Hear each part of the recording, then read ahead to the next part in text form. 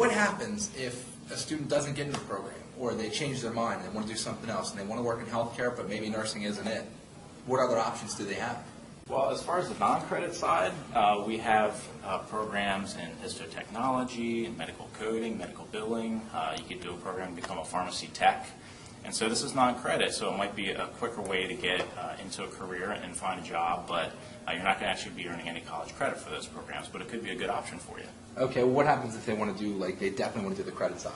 Sure. There's a lot of other credit programs we offer as well. One of them is EEG Tech, which is electro-neurodiagnostic tech, where you're measuring brain waves on people, and so you learn to use medical equipment, and so you might like that one. We also have medical assisting.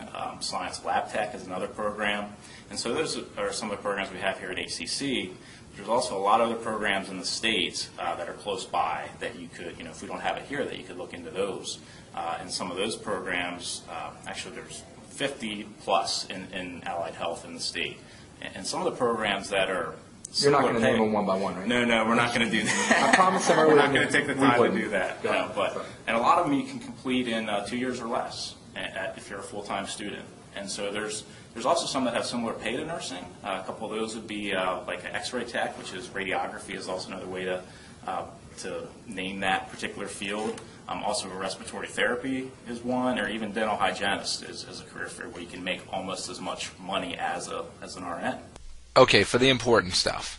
If you have interest in nursing and you're still unsure of direction, that's perfectly okay. That's what advising's here for. Our human development courses, HD 103, 110, and 111, are designed to help students figure out what it is that they might want to do and what will fit them the best. Like Roger mentioned, HCC offers credit and non-credit options in many healthcare professions, but you're not limited to HCC as there are more than 50 programs statewide in allied health. For more information on those programs, you're welcome to come to Advising. Again, now's the time to consider if you want to be a nurse and if it's the right fit for you. And if it's not, or you're unsure of that, again, come to Advising. Talk to us and we'll help you figure that out.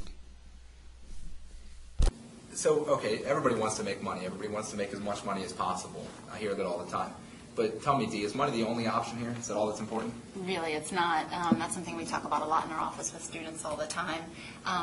You really have to make sure you want to be a nurse. What does it take? Can you work well under pressure? Can you be at your best when other people are at their worst? Can you take orders? Can you follow them precisely? I mean, you actually have people's lives in your hands. You're normally working 12-hour shifts. Unless you're lucky enough to maybe find a job in a doctor's office, often people are working in hospitals, working long shifts.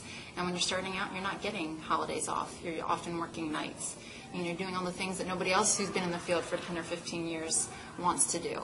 So you really have to make sure you want to get in there and take care of people and do the work.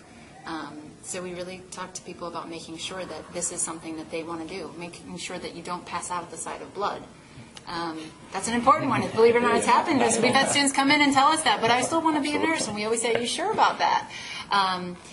Research your options. Do some informational interviewing where you talk to people who are in the field, who are working in the ER, who are working in your doctor's office, talk to them about what it's like, what they really like, or what the biggest challenges are.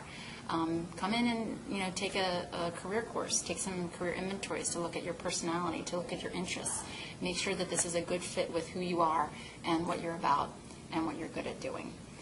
All right, you guys made this really easy. A lot of great information for our students. Much appreciated. Awesome. You're welcome.